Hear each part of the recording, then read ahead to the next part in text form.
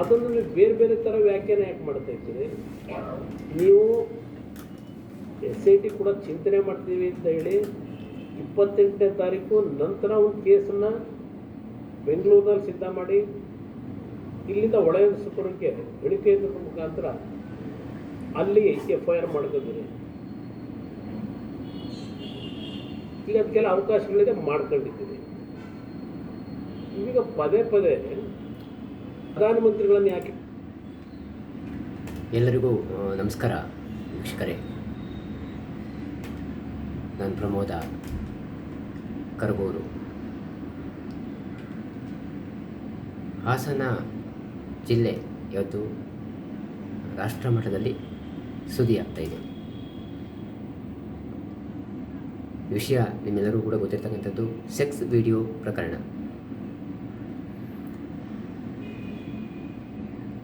ಈ ಒಂದು ಪ್ರಕರಣದಲ್ಲಿ ಹಾಸನದ ಮರ್ಯಾದೆಯನ್ನು ರಾಷ್ಟ್ರ ಮಟ್ಟದಲ್ಲಿ ಕಳೆಯಲಾಗ್ತಾ ಇದೆ.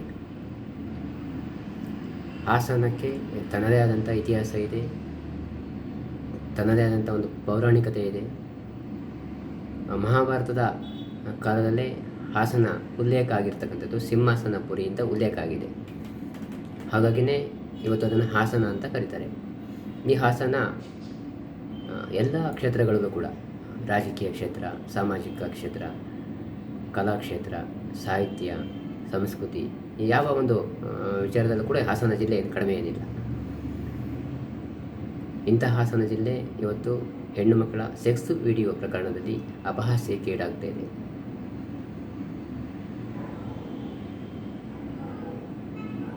ಈ ಒಂದು ಸೆಕ್ಸ್ ವಿಡಿಯೋ ಪ್ರಕರಣದಲ್ಲಿ ಅವರು ಯಾರೇ ಇದ್ದರೂ ಕೂಡ, ಯಾವುದೇ ಪಕ್ಷಕ್ಕೆ ಸೀಮಿತವಾಗಿದ್ದರೂ ಕೂಡ, ಎಷ್ಟೇ ಪ್ರಭಾವಿಗಳಾಗಿದ್ದರೂ ಕೂಡ, ತಪ್ಪು ಮಾಡಿದರೆ ಶಿಕ್ಷೆ ಅನುಭವಿಸಲಿ, ತನಿಖೆ ಆಗಲಿ, ಅದನ್ನು ನಾವು ಬೇಡ ಅಂತ ಹೇಳಲ್ಲ. ಆದರೆ ಇವತ್ತು ಇದೇ ವಿಚಾರವನ್ನು ಮುಂದಿಟ್ಟುಕೊಂಡು ಕಾಂಗ್ರೆಸ್ ಪಕ್ಷದವರು ಭಾರತದ ಪ್ರಧಾನಿಗಳಾದಂಥ ಶ್ರೀ ನರೇಂದ್ರ ಮೋದಿಜಿಯವರನ್ನು ಹೇಳಕ್ಕೆ ತರ್ತಾ ಇದ್ದಾರೆ. ಇದು ಕಾಂಗ್ರೆಸ್ ಪಕ್ಷದವರಿಗೆ ನಿಜಕ್ಕೂ ಕೂಡ ಶೋಭೆ ತರ್ತಕ್ಕಂಥದ್ದಲ್ಲ. ಯಾವ ನೈತಿಕತೆ ಇಟ್ಟುಕೊಂಡು ಕಾಂಗ್ರೆಸ್ ಪಕ್ಷದವರು ಈ ರೀತಿ ದೇಶದ ಪ್ರಧಾನಿಗಳನ್ನು ಈ ಒಂದು ವಿಚಾರದಲ್ಲಿ ತರ್ತಿದ್ದೀರಾ?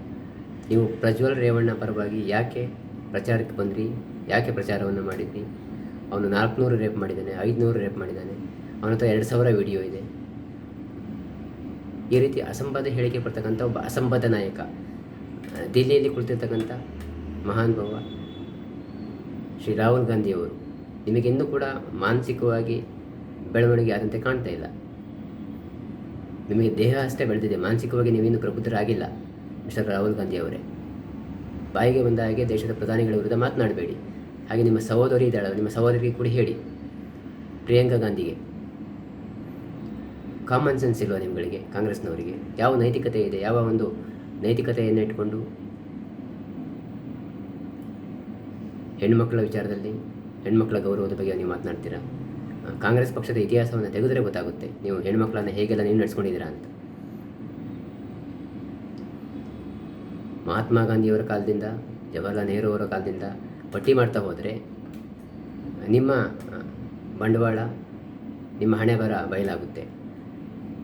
ಇವತ್ತು ಯಾವುದೋ ಕರ್ನಾಟಕದಲ್ಲಾಗಿರ್ತಕ್ಕಂಥ ಒಂದು ಹಾಸನ ಜಿಲ್ಲೆಯಲ್ಲಾಗಿರ್ತಕ್ಕಂಥ ಒಂದು ಪ್ರಕರಣವನ್ನು ಮುಂದಿಟ್ಟುಕೊಂಡು ದೇಶದ ಪ್ರಧಾನಿಗಳನ್ನು, ಅಂತಾರಾಷ್ಟ್ರೀಯ ಮಟ್ಟದಲ್ಲಿ ಖ್ಯಾತಿ ಗಳಿಸಿರ್ತಕ್ಕಂಥ,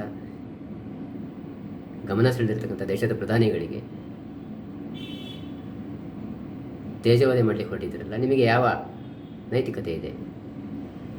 ನಾನು ಕರ್ನಾಟಕದ ಮುಖ್ಯಮಂತ್ರಿಗಳಾದಂಥ ಸಿದ್ದರಾಮಯ್ಯನವರೇ ನಿಮಗೂ ಕೇಳಲಿಕ್ಕೆ ಬಯಸ್ತೀನಿ. ಪ್ರಜ್ವಲ್ ರೇವಣ್ಣ ಅವರು ವಿದೇಶಕ್ಕೆ ಹೋಗಲಿಕ್ಕೆ ಕೇಂದ್ರ ಸರ್ಕಾರದವರು ಹೇಗೆ ಬಿಟ್ಟರು ಅಂತ ಕೇಳ್ತೀರಲ್ಲ, ಕರ್ನಾಟಕದಲ್ಲಿ ನೀವೇ ಮುಖ್ಯಮಂತ್ರಿ ಆಗಿದ್ದೀರಿ. ಹಾಸನದಿಂದ ಆತ ಬೆಂಗಳೂರಿನ ವಿಮಾನ ನಿಲ್ದಾಣಕ್ಕೆ ತಲುಪಲಿಕ್ಕೆ 300 ಕಿಲೋಮೀಟರ್ ಪ್ರಯಾಣವನ್ನು ಮಾಡಲಿಕ್ಕೆ ನಿಮ್ಮ ಸರ್ಕಾರ ಹೇಗೆ ಅವಕಾಶವನ್ನು ಕೊಡ್ತು? ನಿಮ್ಮ ಪೊಲೀಸ್ ಡಿಪಾರ್ಟ್ಮೆಂಟ್ ಏನು ಮಾಡ್ತಿತ್ತು? ಕತ್ತೆ ಕಾಯ್ತಿತ್ತಾ? ಇಂಟೆಲಿಜೆನ್ಸ್ನವ್ರು ಏನು ಮಾಡ್ತಿದ್ರು? ಕತ್ತೆ ಕಾಯ್ತಿದ್ರಾ? ದೇಶದ ಪ್ರಧಾನಿಗಳನ್ನು ಯಾಕೆ ದೂರ್ತೀರಾ ಸಿದ್ದರಾಮಯ್ಯನವರೇ? ಇವತ್ತು ಪ್ರಜ್ವಲ್ ರೇವಣ್ಣನವರ ಬಗ್ಗೆ ಮಾತನಾಡ್ತಿರಲ್ಲ, ನಿಮ್ಮ ಮಗ ರಾಕೇಶ್ ವಿದೇಶಕ್ಕೆ ಹೋಗಿದ್ನಲ್ಲ, ಏನಕ್ಕೆ ಹೋಗಿದ್ದ? ಏನು ಕಟ್ಟೆ ಹಾಕಕ್ಕೆ ಹೋಗಿದ್ದ? ಕರ್ನಾಟಕದ ಜನರಿಗೆ ಗೊತ್ತಿಲ್ಲ ಅಂದ್ಕೊಂಡ್ರ?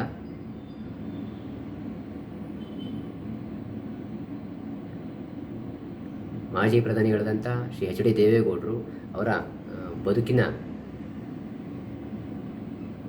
ಅವರ ವೈಯಕ್ತಿಕ ಬದುಕಾಗಿರ್ಬೋದು, ರಾಜಕೀಯದ ಬದುಕಾಗಿರ್ಬೋದು, ಯಾವತ್ತೂ ಕೂಡ ಅವರು ಕನಸು ಮನಸ್ಸಲ್ಲೂ ಕೂಡ ಎಣಿಸಿರಲಿಲ್ಲ ನನ್ನ ಬದುಕಿನಲ್ಲಿ ಇಂಥದ್ದೊಂದು ಸನ್ನಿವೇಶ ಎದುರಾಗುತ್ತೆ ಅಂತ, ಇಂಥ ಒಂದು ಘಟನೆಯನ್ನು ನಾನು ನೋಡಬೇಕಾಗುತ್ತೆ ಕಣ್ಣಲ್ಲಿ ಅಂತ ಅವ್ರು ಅಂದ್ಕೊಂಡಿರಲಿಲ್ಲ.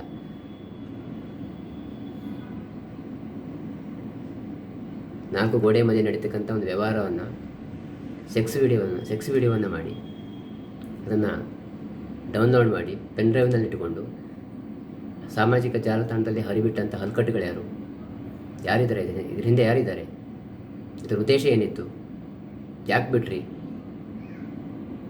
ಆ ಹೆಣ್ಮಕ್ಳ ಪರಿಸ್ಥಿತಿ ಏನಾಗಬೇಕು ಸಿದ್ದರಾಮಯ್ಯನವರೇ? ಅವ್ರ ಕುಟುಂಬದ ಪರಿಸ್ಥಿತಿ ಏನಾಗಬೇಕು? ಯೋಚನೆ ಮಾಡಿದ್ದೀರಾ? ನಿಮ್ಮ ಹಲ್ಕಟ್ಟು ರಾಜಕೀಯ ಬೇಳೆಯನ್ನು ಬೇಯಿಸ್ಕೊಳ್ಳೋದಕ್ಕೆ ನೀವು ಉದ್ದೇಶಪೂರ್ವಕವಾಗಿ ಮಾಡಿದ್ದೀರೋ, ಯಾರನ್ನು ತೇಜವಾದೆ ಮಾಡಲಿಕ್ಕೆ ಮಾಡಿದ್ದೀರೋ, ಅದು ನನಗೆ ಬೇಕಾಗಿಲ್ಲ. ಹೆಣ್ಣು ಮಕ್ಕಳ ವಿಡಿಯೋವನ್ನು ಯಾಕೆ ಬಿಟ್ರಿ? ಯಾವನು ಅವನು ಬಿಟ್ಟವನು? ಅಯೋಗ್ಯ. ಒದ್ದು ಒಳಹಾಕಿ ಅವನನ್ನು. ಎಚ್ ಡಿ ರೇವಣ್ಣ ಆಗಿರ್ಬೋದು, ಪ್ರಜ್ವಲ್ ರೇವಣ್ಣ ಆಗಿರ್ಬೋದು, ತಪ್ಪು ಮಾಡಿದರೆ ಶಿಕ್ಷೆ ಅನುಭವಿಸ್ತಾರೆ. ಕಾನೂನಾತ್ಮಕವಾಗಿ ಏನು ಶಿಕ್ಷೆ ಆಗಬೇಕು ಅದಾಗುತ್ತೆ. ಆದರೆ ಇವತ್ತು ನಿಮ್ಮ ರಾಜಕೀಯ ಬೇಳೆ ಬೇಯಿಸ್ಕೊಳ್ಳೋದಕ್ಕೋಸ್ಕರ ದೇಶದ ಪ್ರಧಾನಿಗಳನ್ನೇ ಈ ವಿಚಾರದಲ್ಲಿ ಹೇಳ್ತಿರ್ತಕ್ಕಂಥದ್ದು ಸಮಂಜಸ ಅಲ್ಲ. ಕಾಂಗ್ರೆಸ್ ಪಕ್ಷದ ಇತಿಹಾಸವನ್ನು ನಾವು ಕೆದಕಿದರೆ ನಿಮಗೆ ಗೊತ್ತಿರ್ಬೋದು, ಬಹುತೇಕ ಕರ್ನಾಟಕದ ಪ್ರಜ್ಞಾವಂತರಿಗೆ ಗೊತ್ತಿರುತ್ತೆ. ಎನ್ ಡಿ ತಿವಾರಿ ಅಂತ ಒಬ್ಬ ಇದ್ದ ಪುಣ್ಯಾತ್ಮ, ಕಾಂಗ್ರೆಸ್ ಪಕ್ಷದವನೇ. ಆತ ಯಾವಳನ್ನ ಇಟ್ಕೊಂಡಿದ್ದ. ಅವನಿಗೆ ಹುಡ್ತಂಥ ಒಬ್ಬ ಮಗನ್ನ ಈತ ನನ್ನ ಮಗ ಅಂತ ಹೇಳ್ಕೊಳ್ಳೇ ಇಲ್ಲ. ಆ ಪುಣ್ಯಾತ್ಮ ಕೋರ್ಟ್ಗೆ ಹೋದ. ಕೋರ್ಟ್ನಲ್ಲಿ ಸಾಬೀತಾಯಿತು ಇವನಿಗೆ ಹುಟ್ಟಿದ್ದಾನೆ ಅಂತ. ಎನ್ ಡಿ ತಿವಾರಿ ಒಬ್ಬ ಕಾಂಗ್ರೆಸ್ ನಾಯಕ. ತಾನು ಹುಟ್ಟಿಸಿದ ಮಗನನ್ನೇ ತಾನು ಮಗ ಅಂತ ಹೇಳಲಿಲ್ಲ ಆತ. ಆದರೆ ಕೋರ್ಟ್ನ ಮುಖಾಂತರ ಅದು ಬಯಲಾಗುತ್ತೆ. ಇಷ್ಟೆಲ್ಲ ಇತಿಹಾಸವನ್ನು ಹೊಂದಿರತಕ್ಕಂಥ ಇನ್ನೂ ಸಾಕಷ್ಟಿದೆ ಹೇಳಬೇಕು ಅಂದರೆ ಕಾಂಗ್ರೆಸ್ ಪಕ್ಷದವ್ರದ್ದು. ನೀವು ಸುಮ್ಮನೆ ಇದ್ದರೆ ಸರಿ. ದೇಶದ ಪ್ರಧಾನಿಗಳ ವಿಚಾರವಾಗಿ ಮಾತನಾಡಿದರೆ ಎಲ್ಲ ಬಯಲಿಗಳಿತೀನಿ. ಹಗುರವಾಗಿ ಮಾತನಾಡಿದರೆ ಹುಷಾರು.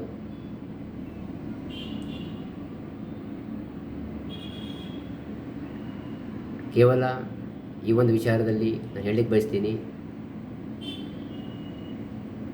ಪ್ರಜ್ವಲ್ ರೇವಣ್ಣ ಆಗಿರ್ಬೋದು, ಎಚ್ ಡಿ ರೇವಣ್ಣ ಇವ್ರು ಮಾತ್ರ ತಪ್ಪಿಸ್ತಾರಲ್ಲ, ಉಳಿದವರೆಲ್ಲ ಸಾಚಗಳ? ಬೇರೆಯವರೇನೋ ಏನೂ ಮಾಡೇ ಇಲ್ವಾ? ದೇಶದ ಉದ್ದಕ್ಕೂ ಇರ್ತಕ್ಕಂಥ ರಾಜಕಾರಣಿಗಳ ಪಟ್ಟಿ ತೆಗಿರಿ, ಯಾರ್ಯಾರೇನೋ ಹಲ್ಕಟ್ಟು ಕೆಲಸವನ್ನು ಮಾಡಿದ್ದಾರೆ.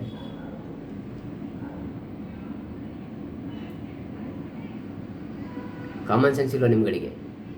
ನಿಮ್ಮ ರಾಜಕೀಯ ಬೇಳೆ ಬೇಯಿಸ್ಕೊಳ್ಳೋದಕ್ಕೋಸ್ಕರ ಎಷ್ಟು ದಿನ ಇರುತ್ತೆ ಈ ಒಂದು ಹಗರಣ?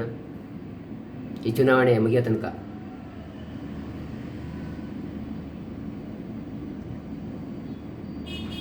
ಕರ್ನಾಟಕದ ಜನರ ಬದುಕಿನ ಕಡೆ ಗಮನ ಕೊಡೋದು ಬಿಟ್ಟು ಒಂದು ಹನಿ ಮಳೆಯಲ್ಲೇ ಜನ ತತ್ತರಿಸ್ತಾ ಇದ್ದಾರೆ, ರೈತರು ತತ್ತರಿಸ್ತಾ ಇದ್ದಾರೆ. ಅವರ ಕಡೆ ಗಮನ ಕೊಡೋದು ಬಿಟ್ಟು ಯಾವುದೋ ವಿಚಾರವನ್ನು ಮುಂದಿಟ್ಟುಕೊಂಡು ನಾನು ಮಾಧ್ಯಮದವರಿಗೆ ಹೇಳಲಿಕ್ಕೆ ಬಯಸ್ತೀನಿ, ನಿಮಗೇನಾದರೂ ಕಾಮನ್ ಸೆನ್ಸ್ ಇದ್ದರೆ. ಇವತ್ತು ಹೆಣ್ಣು ಮಕ್ಕಳ ವಿಚಾರವಾಗಿ ಮಾತನಾಡೋದಾದರೆ ಸೌಜನ್ಯಳ ಪರವಾಗಿ ಮಾತನಾಡ್ತಕ್ಕಂಥವರು ನೇಹಾಳ ಪರವಾಗಿ ಮಾತನಾಡೋದಿಲ್ಲ, ನೇಹಾಳ ಪರವಾಗಿ ಮಾತನಾಡ್ತಕ್ಕಂಥವರು ಸೌಜನ್ಯಳ ಪರವಾಗಿ ಮಾತನಾಡೋದಿಲ್ಲ. ಇಂಥ ವ್ಯವಸ್ಥೆಯಲ್ಲಿ ನಾವು ಬದುಕ್ತಾ ಇದ್ದೀವಿ. ಸೌಜನ್ಯಳಿಗೆ ಒಂದು ನ್ಯಾಯ ಸಿಗುತ್ತೆ, ನೇಹಾಳಿಗೆ ಒಂದು ನ್ಯಾಯ ಸಿಗುತ್ತೆ. ಸೌಜನ್ಯ ಹೆಣ್ಣಲ್ವಾ? ಅವಳಿಗೆ ಯಾಕೆ ನ್ಯಾಯ ಸಿಗಲಿಲ್ಲ? ಹಾಗೆಯೇ ಹೆಣ್ಣು ಮಕ್ಕಳ ವಿಚಾರದಲ್ಲಿ ನೀವು ರಾಜಕಾರಣಿಗಳು ಯಾರನ್ನು ಮುಂದಿಟ್ಟುಕೊಂಡು ಸೆಕ್ಸ್ ವಿಡಿಯೋ ಮಾಡಿ ನಿಮ್ಮ ರಾಜಕೀಯ ಬೇಳೆ ಬೇಯಿಸ್ಕೊಳ್ಳೋಕೆ ಹೋಗಬೇಡಿ. ನಿಮಗೆ ತಾಕತ್ತಿದ್ದರೆ, ದಮ್ಮಿದ್ರೆ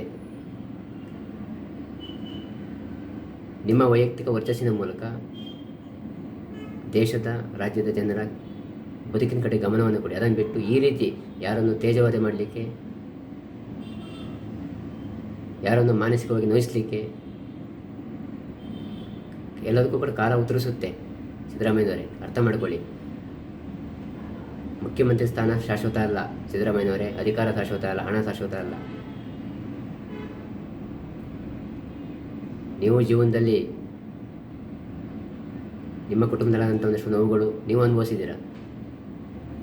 ಹಾಗೆ ಮತ್ತೊಬ್ಬರು ಕೂಡ ದಯವಿಟ್ಟು ಯೋಚನೆ ಮಾಡಿ.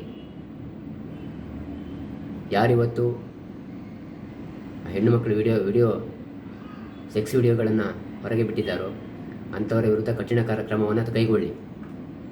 ಅದನ್ನು ಬಿಟ್ಟು ನೀವು ದೇಶದ ಪ್ರಧಾನಿಗಳನ್ನು ತೇಜೋವಧೆ ಮಾಡ್ತಕ್ಕಂಥ ಕೆಲಸಕ್ಕೆ ಕೈ ಹಾಕಬೇಡಿ. ಭಾರತದ ಪ್ರಧಾನಿಗಳಾದಂಥ ನರೇಂದ್ರ ಮೋದಿಜಿಯವರಿಗೂ ಈ ಒಂದು ಸೆಕ್ಸ್ ವಿಡಿಯೋ ಪ್ರಕರಣಕ್ಕೂ ಯಾವುದೇ ಸಂಬಂಧ ಇಲ್ಲ. ಕರ್ನಾಟಕದ ಮಹಾಜನತೆ ಗಮನಿಸ್ತಾ ಇದ್ದಾರೆ. ಜನ ದಡ್ರಲ್ಲ ಸಿದ್ದರಾಮಯ್ಯನವರೇ. ಬಾಯಿಗೆ ಬಂದಾಗಿ ಸ್ಟೇಟ್ಮೆಂಟ್ಗಳನ್ನು ಕೊಡಬೇಡಿ. ನಿಮ್ಮ ಪಕ್ಷದ ಒಂದಷ್ಟು ಮಹಾನ್ ನಾಯಕರುಗಳಿದ್ದಾರೆ ಕರ್ನಾಟಕದಲ್ಲಿ, ಮಾಧ್ಯಮದಲ್ಲಿ ಗಮನಿಸಿದ್ದೀನಿ ಏನೆಲ್ಲ ಮಾತನಾಡ್ತಿದ್ದಾರೆ ಅವರುಗಳು ಅಂತ. ಮುಂದಿನ ಒಂದು ವಿಡಿಯೋ ಕಾರ್ಯಕ್ರಮದಲ್ಲಿ ಮತ್ತೆ ನಿಮ್ಮನ್ನು ನಾನು ಭೇಟಿಯಾಗ್ತೀನಿ ವೀಕ್ಷಕರೇ. ನನ್ನ ಈ ಒಂದು ವಿಡಿಯೋ ಕಾರ್ಯಕ್ರಮವನ್ನು ಲೈಕ್ ಮಾಡಿ, ಶೇರ್ ಮಾಡಿ, ಹಾಗೆ ಕಾಮೆಂಟ್ಸ್ ಮಾಡಿ. ನನ್ನ ಈ ಒಂದು ಪ್ರಮೋದವಾಣಿ ವಿಡಿಯೋ ಕಾರ್ಯಕ್ರಮವನ್ನು ಇಲ್ಲಿಗೆ ನಾನು ಮುಗಿಸ್ತಾ ಇದ್ದೀನಿ. ಮುಂದಿನ ಒಂದು ವಿಡಿಯೋ ಕಾರ್ಯಕ್ರಮದಲ್ಲಿ ಮತ್ತೆ ನಿಮ್ಮನ್ನು ಭೇಟಿಯಾಗ್ತೀನಿ. ನಮಸ್ಕಾರ ವೀಕ್ಷಕರೇ.